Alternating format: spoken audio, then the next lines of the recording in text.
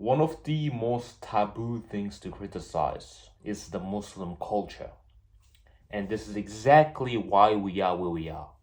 This is exactly why it becomes corrupt and tyrannical and dead is the best word to use for it. And I've been very open about criticizing it. But why just me? Why aren't there more channels dedicated to breaking down the psychology of the Muslim culture? Think about it. Why don't you criticize it? Because you grew up in a Muslim place, Muslim community, and if you criticize the thing that's your foundation, you're gonna get absolutely destroyed. Your family doesn't like you, your community doesn't like you, people online don't like you. So when you have something that's beyond criticism, that's not Islam, it always becomes corrupt. It's how this is a cycle that's been repeated millions of times. Communism becomes corrupt, Nazis become corrupt because it's man-made ideologies. That's essentially what it is. The only thing that doesn't become corrupt is religion, Islam. So let's break this down. Why would you even want to know about this anyway? Because you've been brainwashed your whole life. You grew up being told that you can't question authority, that you have to be a man, but at the same time, you're not allowed to question things. It's a contradiction. Yeah, you're a man, but at the same time, everyone is above you. It's hard, it doesn't make any sense. Now, women deal with very similar things. For women, I would say it might even be harder to deal with Muslim culture. This is why they all become feminists online and they become so radical about it. And honestly, some of these women, when I look at their backstories and I see the kind of men they dealt with, I kind of understand them. I mean, that kind of makes sense why you become the way you are. Once you break out of this cycle, it's almost like you stop being a slave. And I'm using this metaphor very specifically, which I'll get into a bit later. Right now, you are a puppet. You're like Pinocchio, because Pinocchio is a puppet and he wants to become a real boy. So right now, you are just a puppet until you become a real boy. But here's the problem. 99% of Muslim people never become real individuals because the society, because the culture suppresses that part of them.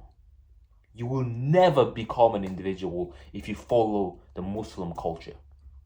I'm just going to say it as it is. I'm going to get into some metaphorical stories to help you understand this. Hopefully by the time you listen to these, they have to undo the conditioning that have been done in your brain that's forcing you to follow what everyone tells you to do.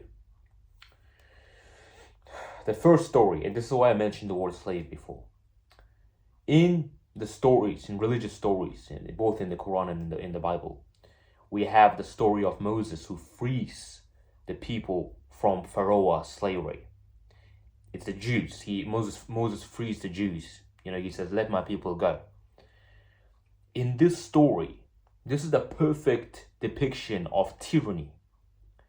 Pharaoh is an unquestioned leader. No one's allowed to question him. He's not religious. He doesn't give a damn. Everyone thinks he's a god. And he can do whatever he wants. The slaves, they're just nothing to him. He just controls them. They don't have a life. They're dead people. Moses comes to free them, to make them into individuals and give them their own land. But Pharaoh wants to keep them in his little culture because he's so addicted to power that he can't lose any of it. Now, why is this such an important story in our religion? The Quran talks about this many, many times. Pharaoh is the archetypical tyrant. Modern Muslim fathers are basically falling into that same category that Pharaoh was in. The slaves are us. We can't be individualized. So the idea of the story is that when you're a slave in front of a tyrant, you need to bring religion into your community and you need to get out of there. and then you're going to go through a bunch of chaos, wandering in the desert, and then you're going to get to the promised land. That's the story. That's the idea of the story. So this is the transformation that we are not allowed to go through because the culture is so harshly stopping us from getting out. Like our family, our community, it stops us from thinking freely. When Islam encourages us to think freely. Everyone knows this. That's the first story. Now I'm gonna roll back a bit more. And you might find this a bit controversial for some reasons, but there's a very good reason I'm talking about this. I want to talk about Egyptian mythology. Because before Pharaoh came to power, Egyptians already knew that tyranny and one man having all the power is very dangerous. Because they had this story. It's absolutely incredible story. Probably this is the story that kept Egypt so powerful for such a long time, even without any major religion.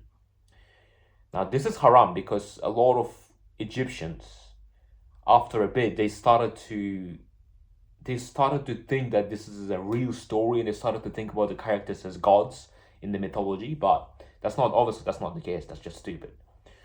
There was a god in Egypt named Osiris, and he was a very wise man, but he was blind.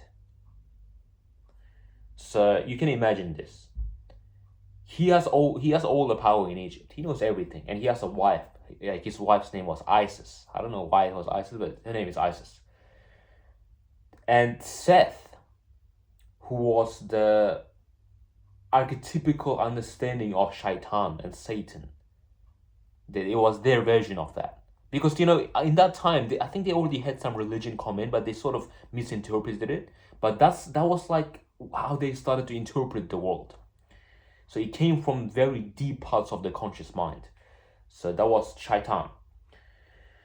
Seth manipulates Osiris, who's the wise king, because Osiris is blind. And what this means is the ultimate king, the one who can't be questioned, is blind, which makes him really susceptible to getting manipulated by Shaitan. So he gets manipulated by Shaitan. And then what does he do? Now he's angry and he tries to take back power, but Seth slays him and he kills him, and he throws his parts and spreads them across Egypt.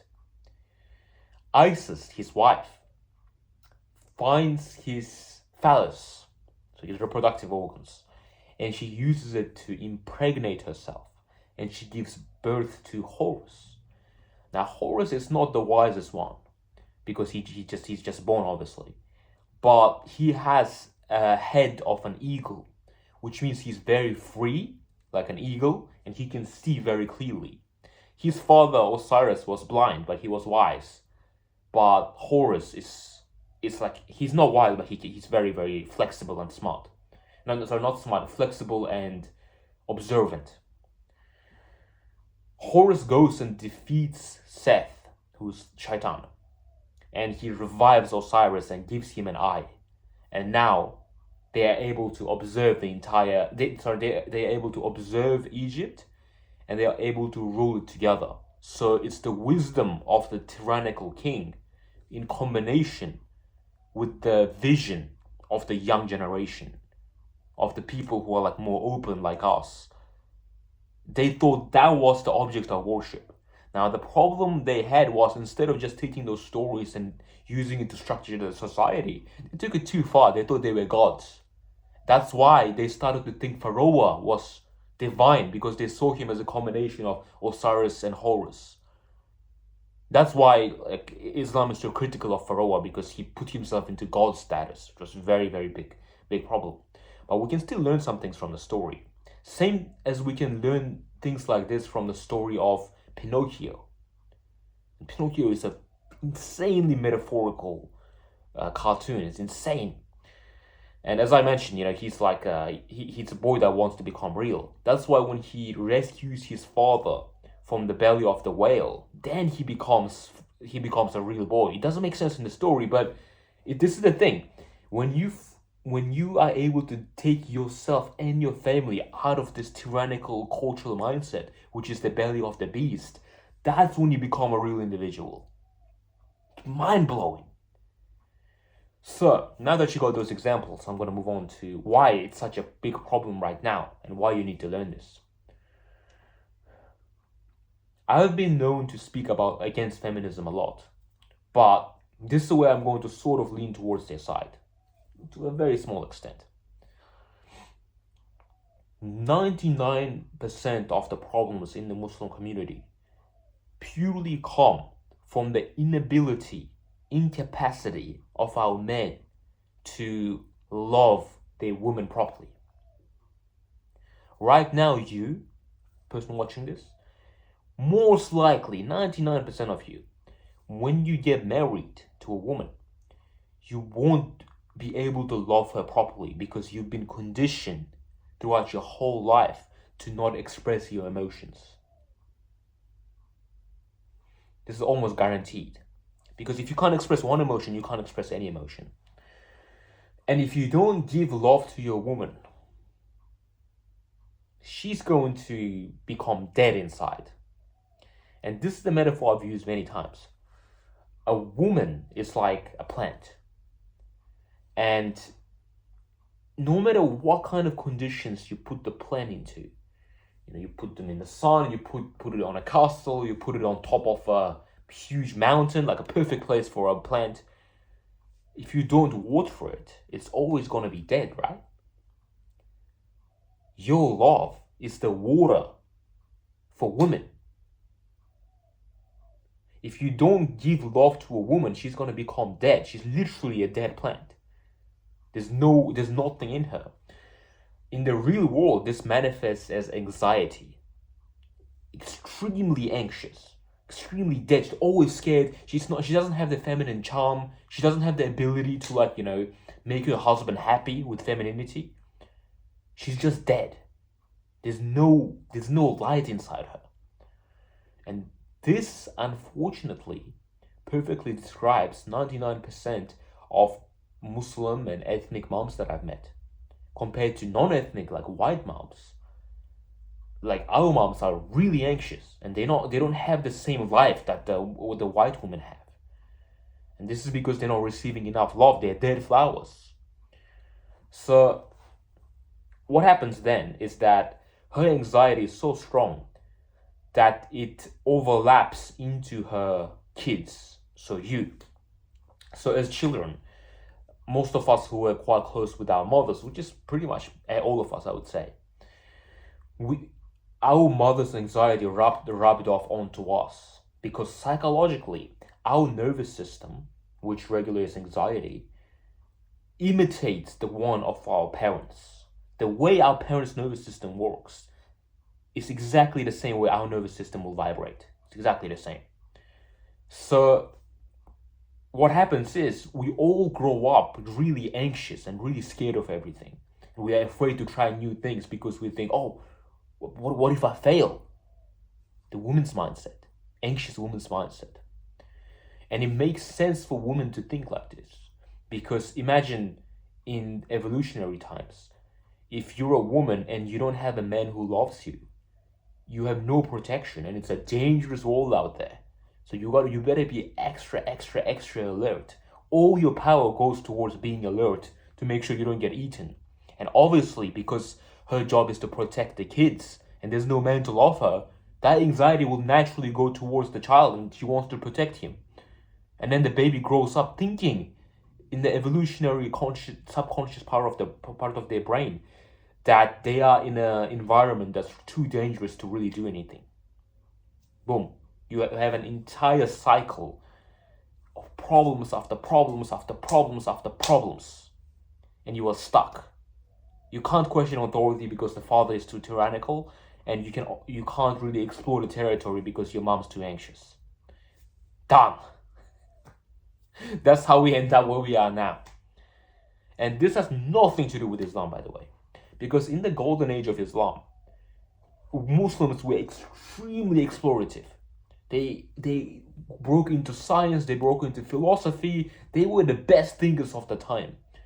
Nowadays, because of the corrupt governments and stuff like that, they become what they become now. They can't think for themselves. But that's not an excuse. It's not an excuse for you because you found my channel. People like us, people who watch my channel, are most likely very high in a trait called openness, which is creativity and innovation and stuff like that. People like us get absolutely wrecked in modern Muslim households because they don't want any innovation. They don't want anything new. They want the culture to stay dead. I don't know why, because the tyrannical father was not questioned. It's our job to stop this cycle.